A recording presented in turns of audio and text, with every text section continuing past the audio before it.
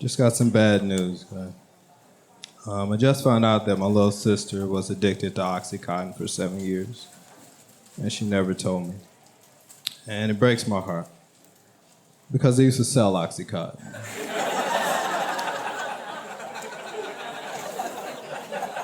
Can't believe I missed out on a customer for 7 years, guys. Listen, it's okay for me to make that joke, okay? Because I was born without empathy. I was on a 6-hour flight from New York to Seattle when there was this kid kicking me in the back the entire time. But I wasn't upset about it because I knew it was karma. Because earlier that day, someone asked me for spare change, didn't give it to him, even though I did have the change. And when he turned to walk away, I kicked him in the back.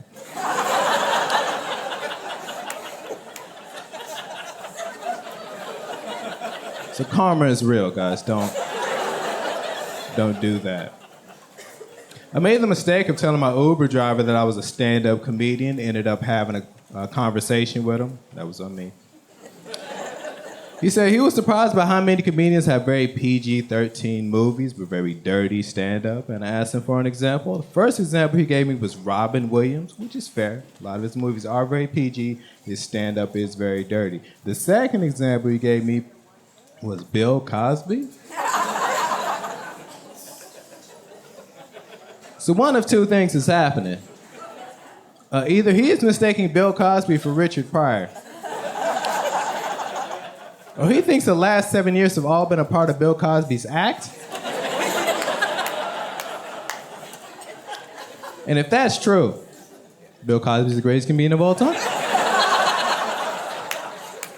His level of commitment to that bit is insane. Some might say criminally insane. Did that joke in Philadelphia. They didn't like it very much for some reason. I used to have an Asian coworker named Tyrone.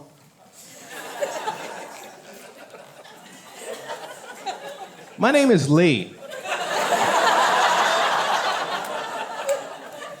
So for 8 hours a day, me and Tyrone got paid to make people feel racist.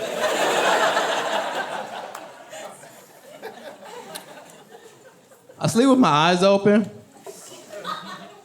That's not a metaphor. That's a medical condition that has ruined all of my relationships. Because everyone that I sleep with can unlock my phone.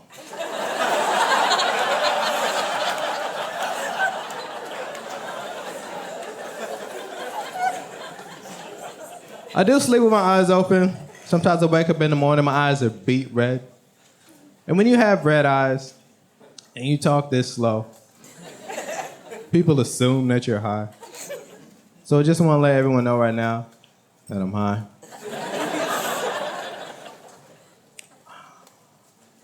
I was walking to the front door of my apartment complex, and this woman came out the side door, and she said, "You and your brother were really loud the other day. You might want to keep it down." And I said, "I don't live with my brother. I'm not sure who you're talking about." And she said to me, and I quote, "Oh, you must be one of the good ones," end quote.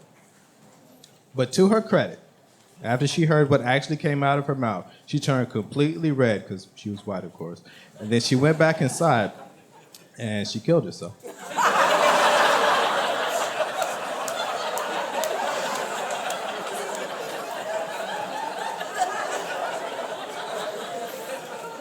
That is a 100% true story, I hope.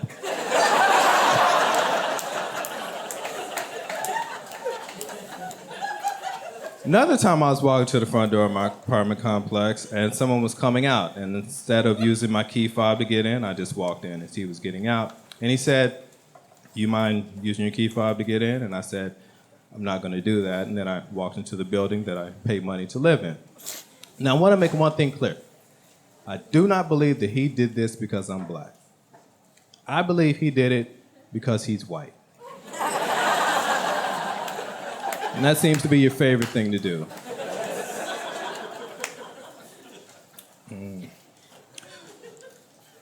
I once heard a comedian say that a woman getting an abortion is like someone throwing away cake batter. Now here's the difference between a cake and a baby.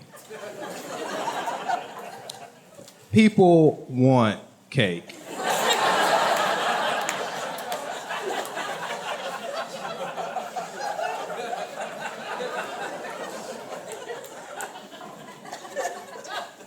All right, I've been kind of dark most of this time. I'm gonna leave you guys with something uplifting.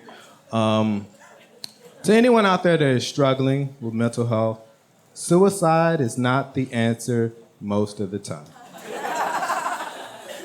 If you're a racist or a homophobe or you drive a cyber truck, you can just kill yourself. My name is Lee H. Good night, guys.